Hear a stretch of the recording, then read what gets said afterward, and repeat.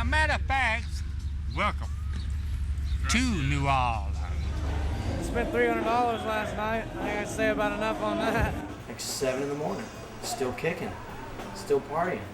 People are going to work. Not there, they're just switching shifts. It's crazy. What's going on there? Nobody sleeps. Who is it? 606-60002? Hello? No, this is John Adams.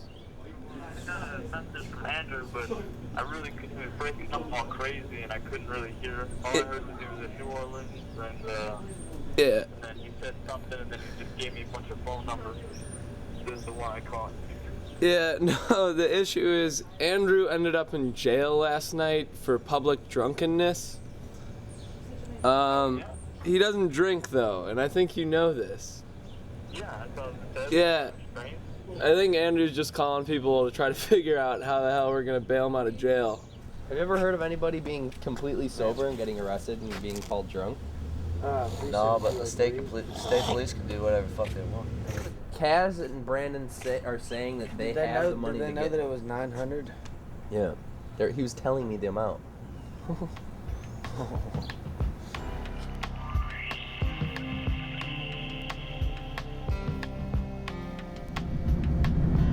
Fucking Jagoff, you're going away. You hear me? Away. I'm gonna lock you up and feed you to the dogs.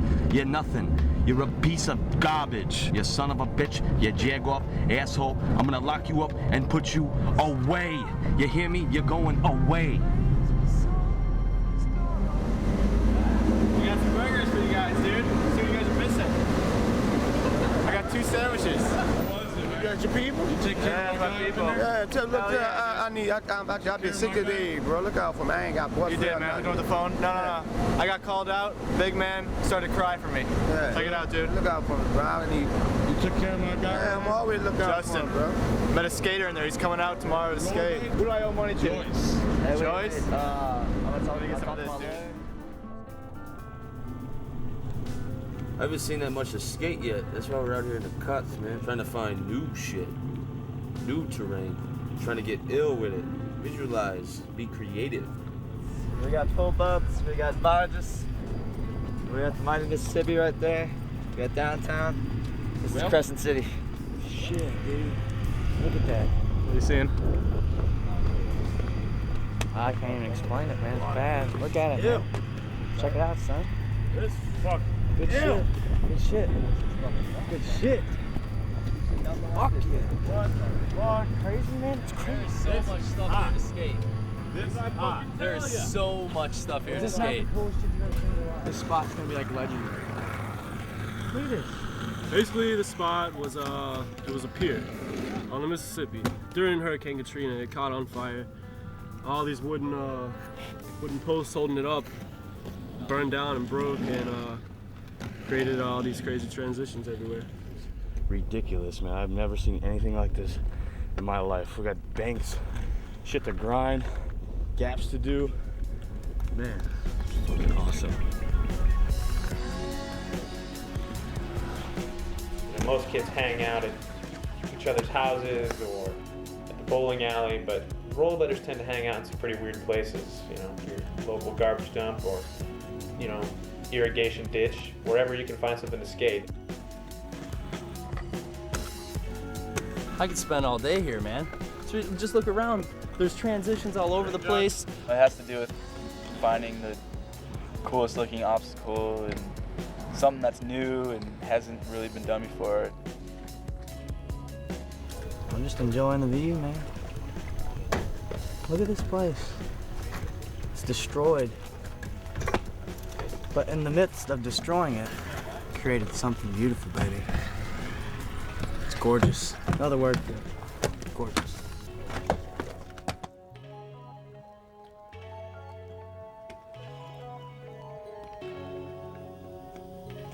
You can skate a school right down the road from your street every day of your life and be content with it, but if you can go out of town and skate something you've never skated, some crazy stuff and everybody's psyched about it, you do something nobody's ever done, And you're like, oh, all right.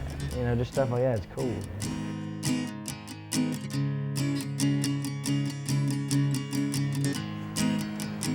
When I'm traveling, I'm trying to look for exposure. You do it for fun, but essentially you want to get your name out there. You want to get, you know, you want to get your stuff done. One of the main reasons I wanted to go on tour is to film for my video. What inspires me most is just my life and everyone around me doing things, and I just want to be the one person to do something different, you know, and put everything I have into it, my heart, my soul. I want to go around and film all my friends and put it together in a video to what I think is right.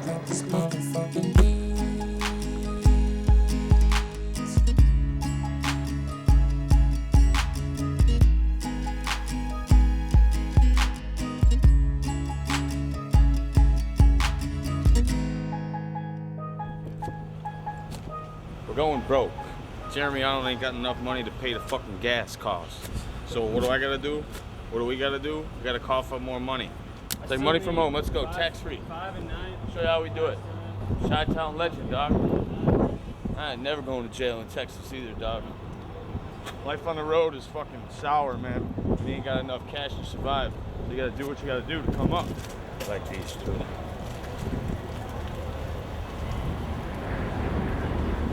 You know, everyone's got to work. It sucks, but it's a part of life, man. I don't want to, but I have to.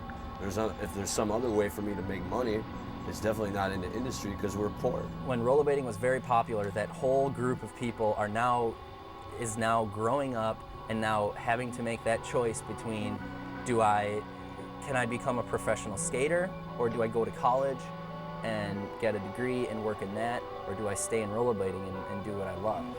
Absolutely, I do electrical work and like recording studios and stuff, yeah. Absolutely, you have to have another job. That's because I make no money.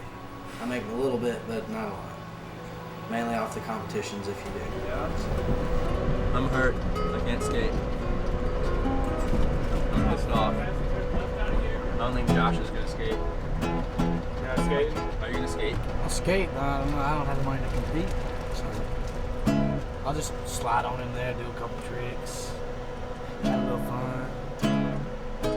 You make some money though. Lose some money too, though. I'll make my money in Chicago. A few weeks away. Seems like every time I come to Denver, I hit my head. I get a scar right here, and sure enough, a scar right here on the other side. All happened in Denver. Last year, when I was skating in this competition, basically fucking did my thing all day, man, pretty well.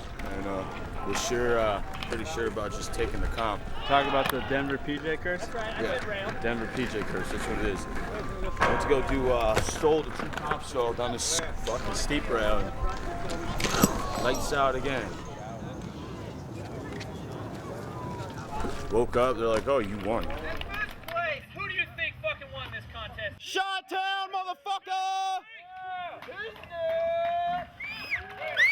I'm gonna try to skate today and do the best I can because I'm here to redeem the title. Plus, I need money. I'm gonna be butt naked when I get to fucking California if I don't win this competition because I have no money. I have to win. Fucking feeling pretty good. Didn't smoke a cigarette yet today. Took a vitamin and got a fresh day go on. You know what I mean? So it's showtime, baby.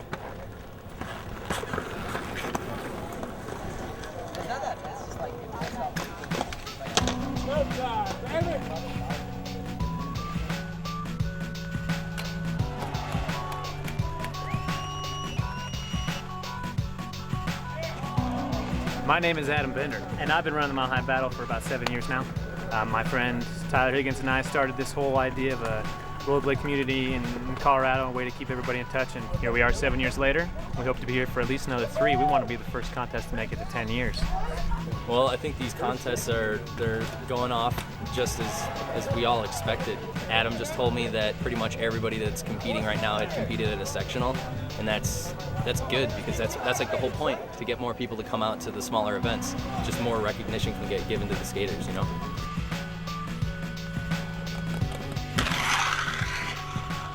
The last spot was a long ledge. trying to bring back a little bit of that old school flavor. But now we're moving up to the main event, the main course, the biggest rail we could find that wasn't likely to kill somebody. I think contests are good. Like, just like yesterday, for example, I see my friends out there skating and doing tricks that I know they wouldn't do if the contest wasn't going on. So like when I see everyone progressing and pushing themselves, it makes me happy and it lets me know that I think rollerblading is going in the right direction. No shade anywhere.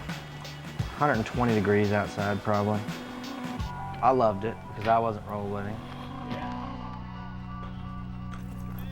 Well, the Denver comp was kind of a chest for me this year. I didn't really do much. I don't know what happened. The year before that I won. And when I don't enjoy skating things, I intend to do bad.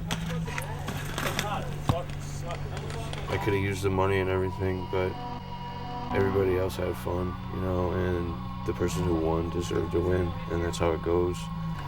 And in first place, I gotta tell you, this is really awesome for me to see. He's been coming almost every single year to this contest. Every year I see him get a little bit better and a little bit better, and this year he just kicked all your asses. Where's Danny McCabe?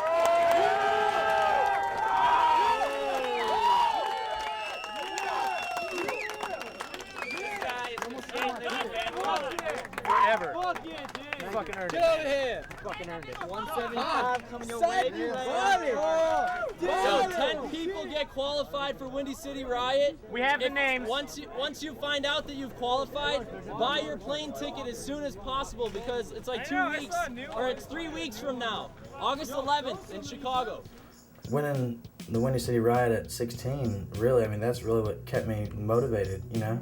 It's a little bit overwhelming, I guess, if you can put it that way.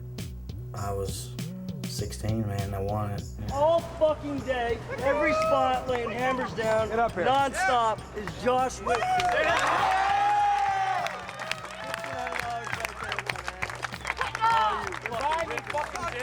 Out of $1,500, I made it home with $200.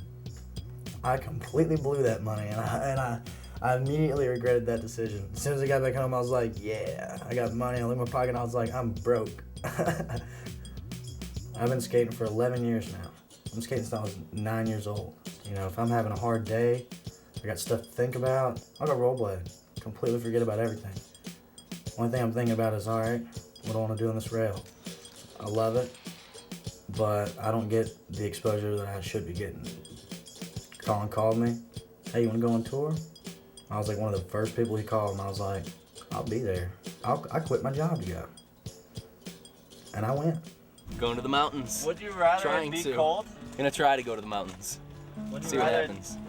What do you say? Sex machine. Uphill speed, top speed of 15 miles an hour. Speed grade 7%, next 8 miles. Holy shit. Good. What? I just didn't like the way that the brakes were feeling before. That was the scariest moment of my life, dude. How you know it's without brakes? How do I know? Because I pressed the brakes to the floor and there's no brakes. What's the roll series? It's like a skate tour. Yeah. Going all around the country, different competitions. Where you guys heading next? Vegas. Vegas? No, but the problem is our brakes just went out. Oh, really? Yeah. On the trailer? No, on this. Oh, wow, on the window? This ain't a friendly place, man. This is like 10,000 feet right now. We're up here. Yeah. You're like at the summit. So it's almost 11,000 feet where we're at. Why don't we just drive it? There's an auto repair place right You know over what? there. You guys can crash in Walmart, man. Yeah. All night long. You can park there. Nobody messes with you. Yeah. Going to the mechanic to see if they can fix the brakes. I'll be back in like 10 minutes or something.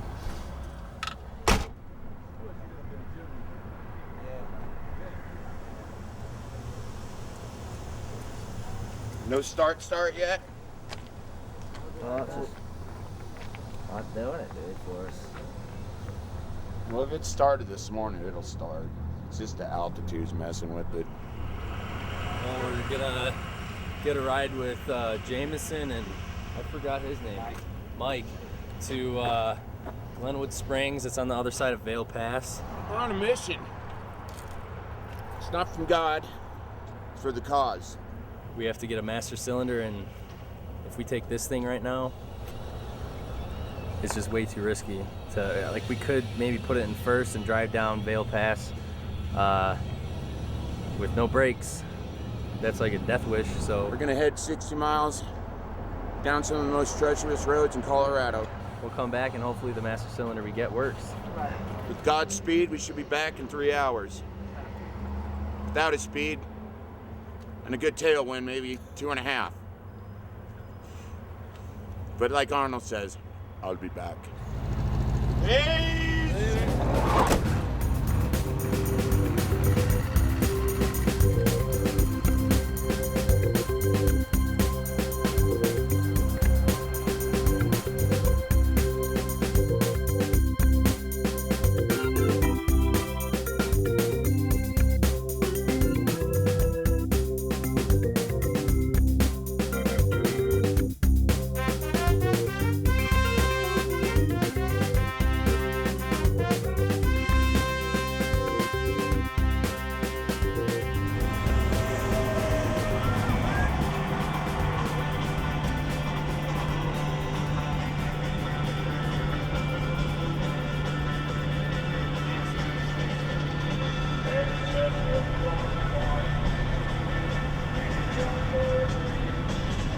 Nice.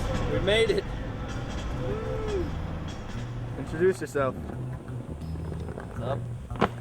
I'm Jan Michael Andresen. And I rollerblade. What are you about to be doing? I'm about to put some shit in this thing, and I'm gonna Winnebago it up. You don't even know what's about to come ahead. No, what is gonna come ahead? I don't know. Oh, fuck that. Dude, just throw everything in there. Alright. It's, oh shit. So that went down there. Yeah, that went down. Kaz, look what Jan's getting himself into. I feel bad for him already. You getting this shot? It's a good one. I don't see your bag in here, dude. The trailer's broken. And I hope no shit fell out because I didn't check. The latch came undone while we were driving. And these bolts came out. Is it all intact? It's there. We got it. It's so light, it just flew.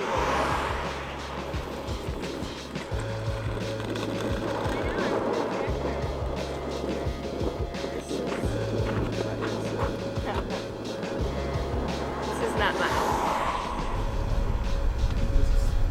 What's that? Right in the corner, you lose your license plate for your trailer. You lost the license plate? Yeah, How long? right in the corner. That corner right there. Fuck, man.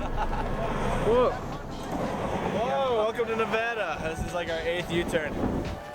Yeah, nothing happened. Anybody want to help, maybe? Maybe a hand? Actually, I'll just do it. Yeah, I would like to do it with 2 people. That's what should happen.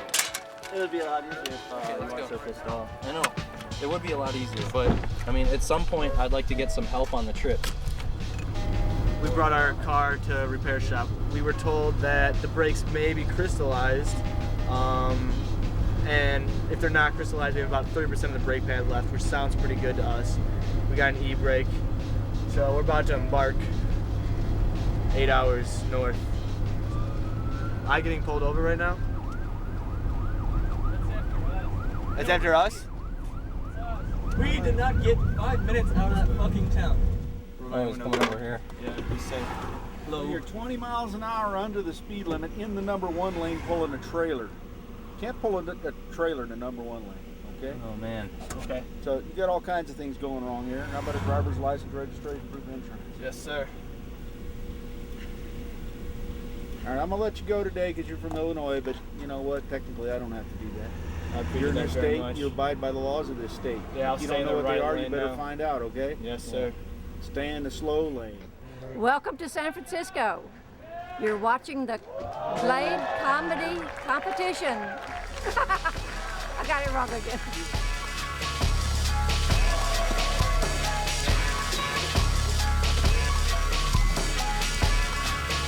You need the map from this spot to the center. spot in the second. This spot in the second. We completely missed the first spot because Winnebago, thank you, Winnie. Made it to the second spot. It's looking alright. Might hit some tricks up, you know what I'm saying? So I guess that's what we're gonna do.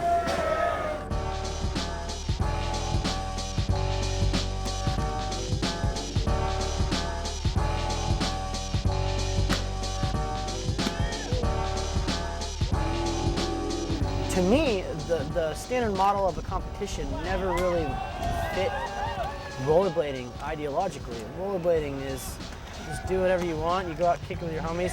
I love just seeing about 5 or 6 of those kids just start juicing off each other, vibing off each other. It's awesome.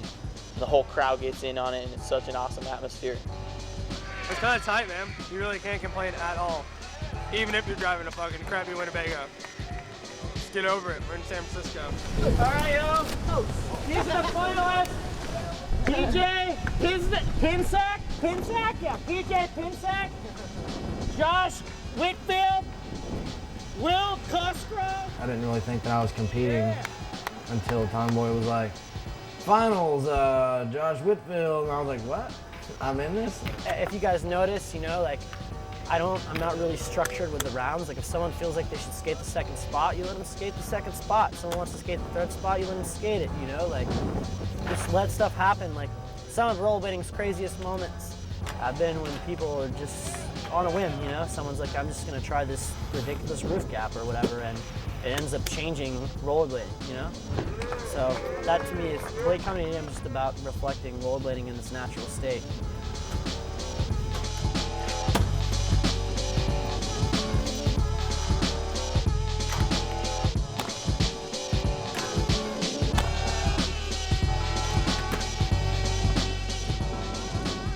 It's not mess. Unbelievable. You ever seen this kind of stuff before? Nope. Not for real. Not like this. Not like this. The regionals kind of bring it all together, and we're seeing kids that don't get much exposure. They're coming out and they're awesome. BJ killed it in San Francisco, man. He skated every spot. He's a solid skater. He knows his tricks. He knows what he can do and what. I think a lot of BJ's appeal has to do with the way that he does his tricks, his style, you know what I mean? Number 3, representing from the South. I saw this guy in videos before, and he fucking came out and just dominated. Pretty ridiculous. Josh Whitfield. Number 2, Storm is coming. Sean Storm. Number 2. And the winner of Blade Comedy Jam, he told me like a cocky asshole he was gonna win my competition. I told him he was fucking wrong. And he won my competition, PJ Pisnak. Representing from Chicago. You guys should come. Check out his new movie, Pay Taxes and Die. It's out right now. It's a fucking sick film. I love that damn city, and I was just really in focus, and everybody showed up. I mean, you know, a lot of guys that I look up to were there watching me, and there was no way that I was gonna, you know, not skate good. And I walked away with the victory. The top 10 skaters from this contest get qualified for the Windy City Riot. As everybody probably knows, contests were like 5 times bigger like 5 years ago.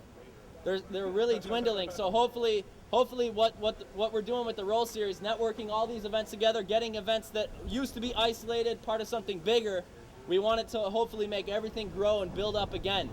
A lot of people are complaining, I guess, about the state of the industry, or, you know, upset about the way things are going. But I think fucking rollerblading is amazing right now. The skating is fucking on this whole new level.